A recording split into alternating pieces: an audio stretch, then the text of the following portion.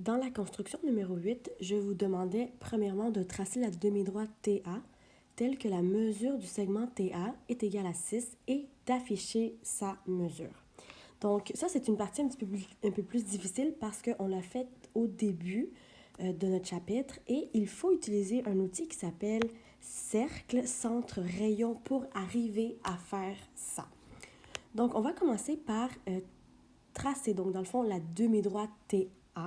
Mais là, vu que je veux absolument que mon segment mesure 6, je vais commencer par mettre un point dans le plan.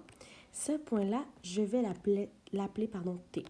Donc, parce que mon segment, finalement, il commence avec T. Donc, ensuite, je vais aller utiliser justement l'outil dont je vous parle, donc cercle, centre, rayon. Cet outil-là nous permet de créer des segments d'une mesure et que cette mesure ne varie jamais. Donc, elle va toujours conserver la mesure que je veux. Dans ce cas-ci, je veux 6. Donc, je vais utiliser cet outil-là et je vais cliquer sur le point T. Et là, on me demande quelle mesure je veux pour le rayon. Je vous ai déjà expliqué pourquoi on va parler de rayon. Donc là, on va aller mettre 6 et là, un cercle apparaît. Donc là, je vais aller utiliser encore une fois le point.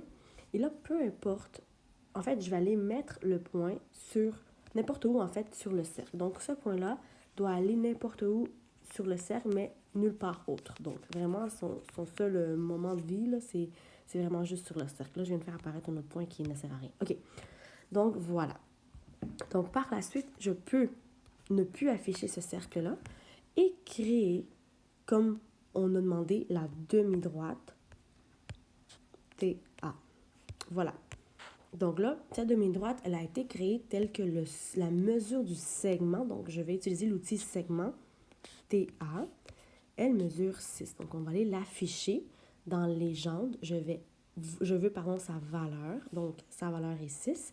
Et voilà. Donc, mon segment, peu importe comment je vais bouger le point A, je vais toujours conserver cette mesure de 6. Ça, c'est vraiment important. Fait que si ça varie, ça veut dire que ta construction n'est pas bonne. Ensuite, je vais aller tracer la médiatrice du segment TA. Donc là, vu qu'on ne me dit pas de ne pas utiliser l'outil médiatrice, je vais l'utiliser parce qu'on ne me le restreint pas. Donc, je prends l'outil médiatrice, je veux la médiatrice du segment TA. Voilà, elle vient de se construire automatiquement, donc je n'ai pas à rien faire d'autre. Et peu importe comment je vais bouger mes points, cette médiatrice va toujours être le point milieu du segment, en fait, passer par le point milieu du segment et perpendiculaire, donc la définition d'une médiatrice. Je veux tracer l'angle ATO tel que la mesure de l'angle ATO est égale à 290 degrés. Donc là, je veux tracer un angle d'une certaine mesure donnée. Ça aussi, c'est quelque chose de nouveau. On va utiliser l'outil angle de mesure donnée, donc à côté de l'outil angle.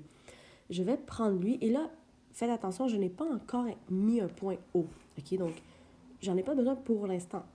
Donc, je vais quand même prendre mon outil angle de mesure donnée. Je veux l'angle ATO. Si T est la lettre du centre, ça veut dire que T est mon sommet. Donc, je veux l'angle A, T, et là, vous voyez, on me demande, avec l'outil angle de mesure donnée, je veux quel angle. Donc, c'est là que je vais écrire 290 et je fais OK. Là, il y a sens anti-horaire, sens horaire. Là, vous ne touchez pas à ça, OK? Il faut toujours qu'il soit sens anti-horaire. Et on fait OK. Donc là, vous voyez, il y a un angle qu'on appelle rentrant qui vient d'apparaître. Et le point A' vient d'apparaître. Ce point-là, c'est celui finalement qui forme l'angle. Moi, lui, ce point-là, je veux qu'il s'appelle O et non A'. Donc, je vais l'appeler O et je viens de créer l'angle ATO. Par contre, c'est un peu bizarre parce qu'il faut que je le ferme, cet angle-là. Donc, je vais aller créer le segment TO. Voilà la manière de faire.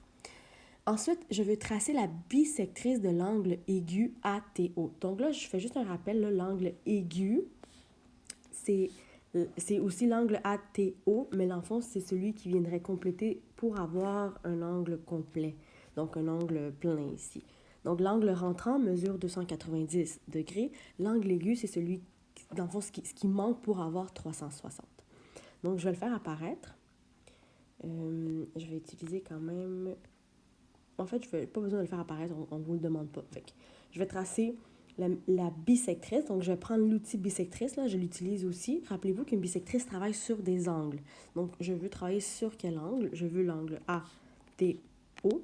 Donc, même si j'ai dit je veux la bisectrice de l'angle aigu, la bisectrice me sépare l'angle aigu et aussi l'angle entrant en deux angles isométriques. Donc, ça a comme peu pas rapport que ce soit aigu ou non, là. Nomme S le point de rencontre entre la médiatrice et la bisectrice. Donc, encore une fois, je vais aller utiliser mon outil intersection. Je veux l'intersection entre... Là, je vais juste mettre un petit peu de couleur pour que vous puissiez bien distinguer mes affaires. Ma médiatrice, je vais la mettre en orange et ma bisectrice, je vais la mettre en bleu. Donc, moi, je veux le point de rencontre de ces deux droites-là. Donc, je vais aller utiliser intersection.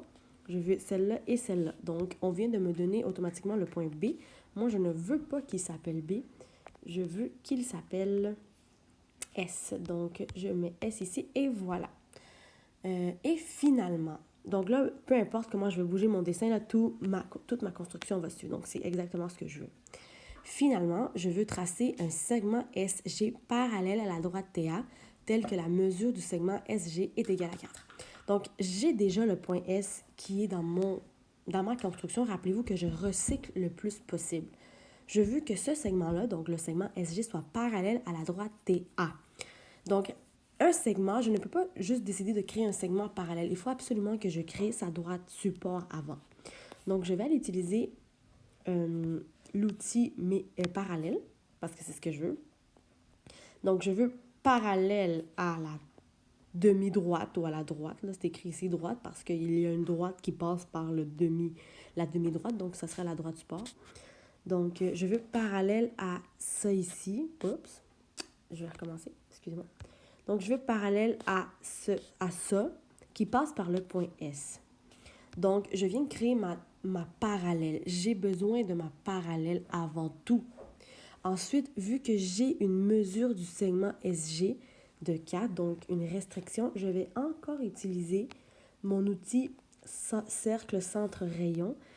Je veux créer un cercle de centre S et mon rayon va être de 4. Donc, encore une fois, je viens de créer ça. Je veux, dans le fond, vu que c'est parallèle que je veux, c'est dans le fond le point d'intersection entre le cercle et la droite parallèle que je vais aller chercher. Donc, c'est le point C qui vient d'apparaître. Je vais aller juste cacher tout ce qui m'a aidé à construire ça. J'en ai pas besoin, finalement.